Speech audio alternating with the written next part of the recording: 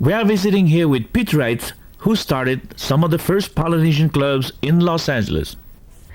My friend Pete, how did you get interested in Tahiti? Well, Yvon, I guess it first happened when I read Frederick O'Brien's books back when I was a boy in short pants, and I always had the dream of going there.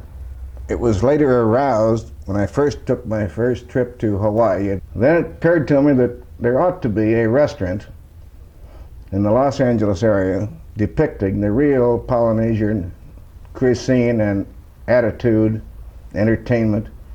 So before opening this restaurant, which I chose to call the name Polynesian, I thought I'd better take a trip to the South Seas to find out what it was all about. Now in those days, getting to Tahiti was not easy. First you had to fly to Hawaii, which was an 8 or 9 hour flight, and then on 3 days later you wound up in Tahiti.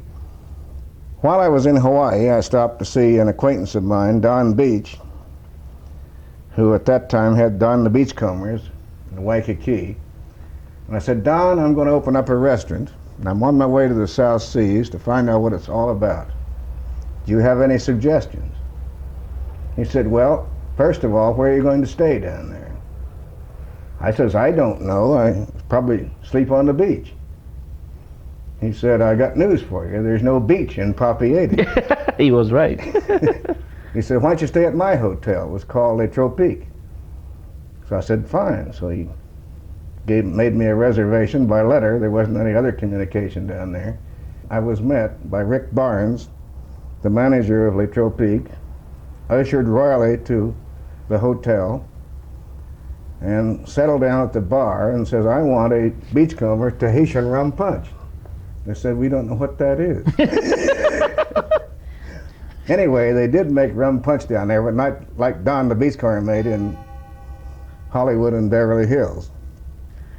And of course, after you opened this Polynesian, this very famous and popular place out in Torrance on the Pacific Coast Highway, you hired numerous well-known Polynesian entertainers. I can just name a few, Harry Betty and so forth. And you even brought the top female singer and entertainer at that time, Miss Marie Tarangi. Well, we always made it a plan to have a trio. We had the same trio, the Polynesians, they call themselves. One Christmas time, I asked Marie Tarangi, the greatest musician I have ever known, from Tahiti, to fly over from Tahiti to join her other 2 sisters here for a Christmas show. I had gotten Donn Beach's permission to release Emma Tarangi, her younger sister, from dancing at the Beachcombers, and the 3 girls joined for a Tahitian trio along with Ben Chapman, my Tahitian bartender, to make a Tahitian Christmas show.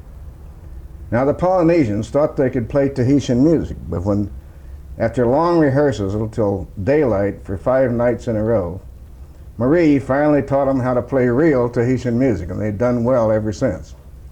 What's your favorite relaxing place in Tahiti, a place where you feel comfortable? And Well, now if you expand that to say French Polynesia, French Polynesia, I'm sorry. Yeah. I would have to say Bora Bora is my island.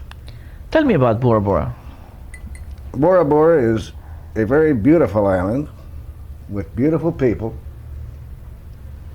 pro-American because there were 5,000 Americans stationed there during World War II. It was actually an advanced airplane base, Air Force base. The Americans made such an impression that the new generation consisted of 2 native children and 113 half Americans. Mm-hmm. And believe me, these kids were beautiful and probably still are today, a little more mature than when I last saw them. And of course you befriended a very well-known family of the islands, the Mama Stewart family. She was an institution in Tahiti. I met her on my 3rd trip there, and she owned the Stewart Hotel. Mama Stewart also comes from a known European family. Mama once said that she was related to the House of Stewart, the royalty family in Scotland. And I believe one of his cousins came to Tahiti during the Civil War. And I understand that he opened up cotton fields there because cotton at that time, during the Civil War and after, was not available from the South. and that he was the first to import Chinese into Tahiti. Now, Pete, look at Tahiti now, the place that I should say that you introduced to the American people by opening this your restaurant, the Polynesian. And those days should be remembered as one of the best time of the Polynesian people in Los Angeles. I hope so. And one thing that happened when I sold the restaurant, I just couldn't pacify myself. Should I go into another one? What should I do?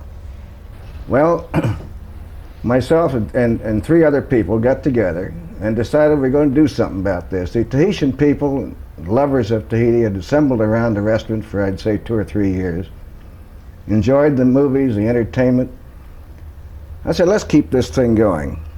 So we got together, and over my kitchen table one night, we set up a set of bylaws and a constitution for an organization called the Friends of Tahiti. Oh, you originated the Friends of Tahiti. Not myself alone. There was Dr. Ernie Fogelberg. There was Walsh. I've forgotten Walsh's first name. Was that Pat? No, that was a daughter. Mm-hmm. Anyway, Jim Walsh. Jim Walsh.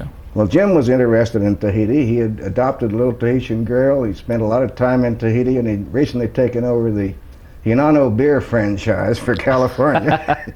He was interested. And then there was Harold Adams, who was chief engineer of Douglas Aircraft Company. And we met once a month in various places and had Tahitian entertainment.